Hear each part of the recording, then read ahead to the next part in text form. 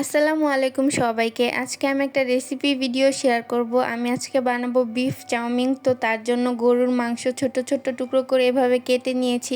এবার আমি এটাকে ভালোভাবে ধুয়ে নিয়েছি। এখন আমি পরিমাণ মতো লবণ, আদা রসুন পেস্ট 2 চা চামচের মতো আর একটু পরিমাণ মতো পানি দিয়ে আমি এটাকে এখন সেদ্ধ বসিয়ে দেব।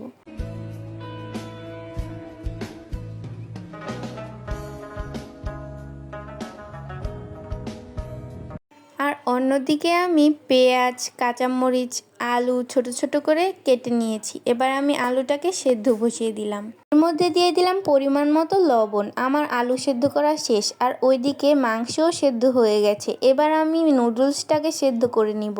আমার এখন নুডলসও সেদ্ধ করা শেষ।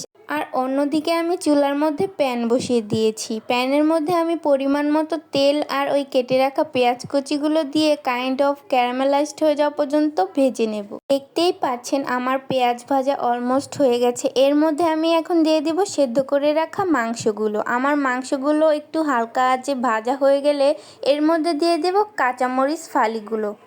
কিছুক্ষণ এটা ভেজে নেওয়ার পর আমি দিয়ে দিব এখানে একটা ডিম।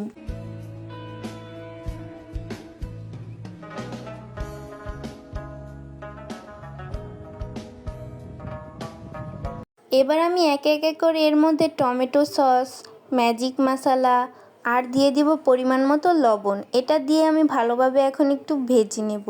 আমার ভাজা শেষ। এবার আমি দিয়ে দিব এখানে সেদ্ধ করে রাখা নুডলসগুলো দিয়ে আমাকে ভালোভাবে এটা নেড়ে মিশিয়ে নিতে হবে। আপনারা চাইলে এখানে যে কোনো ভেজিটেবলস বা ক্যাপসিকামও অ্যাড করতে পারেন। আপনারা একটা জিনিস খেয়াল করেছেন কিনা জানি না, আমি এখানে আলু দিতে ভুলে গেছিলাম।